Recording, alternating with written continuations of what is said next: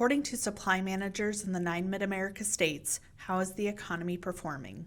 Our survey of supply managers in the 9 states, the Mid-American survey for the month of October, the overall index rose from September's 52.7 to October's 53.1.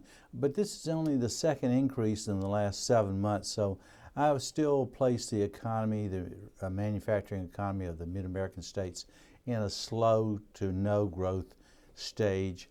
That we asked about the greatest challenges for the rest of the year, and the supply chain disruptions remains the #1 challenge. That's at 1/3 indicated that.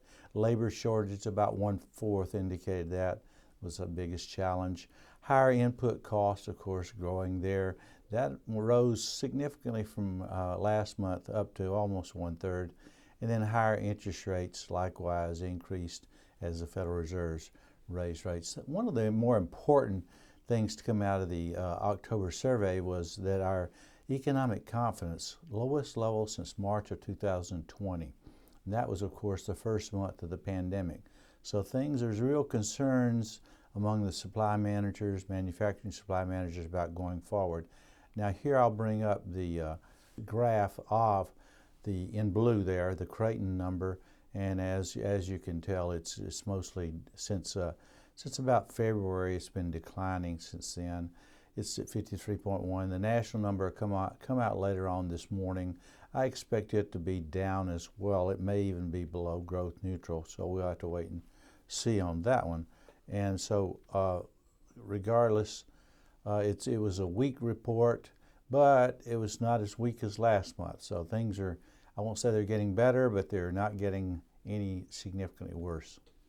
What were the hiring trends? Hiring, the overall reading went below growth neutral to 46.3 from September's weak 51.9. So again, just indicating real weakness out there in hiring. But some of that, the overall number being below growth neutral, just the inability to get the workers, find the workers, hire the workers. That's a big, big issue. The regional employment is still down from pre-COVID levels, and we're seeing a loss since COVID to about 77,000 workers across the 9-state region. The U.S. employment, when you compare it to the U.S., not as good as the U.S. U.S. is up about 0.3 percentage point from pre-COVID levels, and the U.S. has gained, instead of losing, has gained 514,000 workers compared to pre-COVID levels. What inflation trends are you noticing? Inflation's moving down, down, down, still elevated, but for the month of October, the overall inflation gauge was at 65.4.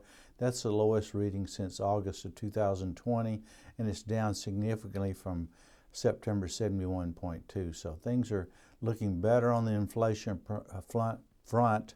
And we asked the supply managers about looking forward the next 6 months and how much do you expect, does their company expect to pay for higher prices, input prices. Only a 2.5% gain over the next 6 months. Of course, that's 5% over the year. So that's well below levels we recorded earlier when we asked that same question. I expect short-term rates to grow by about 1 percentage point by the end of the year. And keep an eye on the $95 billion a month tapering by the Federal Reserve.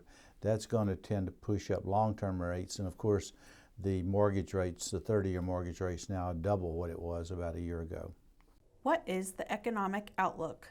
Outlook is we're seeing slowing in the manufacturing sector, slow to no growth. Residential housing in a recession, of course. Multifamily housing a bit better. Industrial real estate looking somewhat better.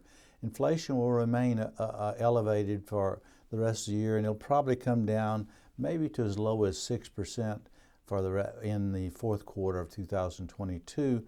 Economic growth will slow even for the manufacturing sector. Supply chain disruptions, those are improving, getting somewhat better. We saw that in October. We're probably going to see it in November and December as well. Short-term interest rates will rise. Probably the prime will go from up by 1 percentage point, and that'll be from 6.25 to 7.25 by the end of the year. And that's, of course, squeezing a lot of borrowers out there. And of course, the long-term rates will trend higher as well. I expect it not as much on the long-term rates as what we're going to see on the short-term rates. Long-term rates will probably rise, could rise, the mortgage rate could rise to as much as 8% by the end of 2022. Keep an eye on the bond market. The yield on the 10-year Treasury will tell you a lot about where things are going, and I've said that many times before. If inflation problems get bigger, that yield will get bigger, and that will push up mortgage rates. Mortgage rates are certainly linked to the 10-year Treasury. Keep an eye on, watch out for the national ISM reading. It'll come out later on this morning. That one may and probably will drop below growth neutral, and that's going to be somewhat of a market mover. Investors are going to be watching that. Keep an eye on the price of the barrel of oil. That has been moving upward, sideways, then upward, sideways, and upward. And if it should approach $100 a barrel by the end of 2022, that will be problematic for our inflationary pressures.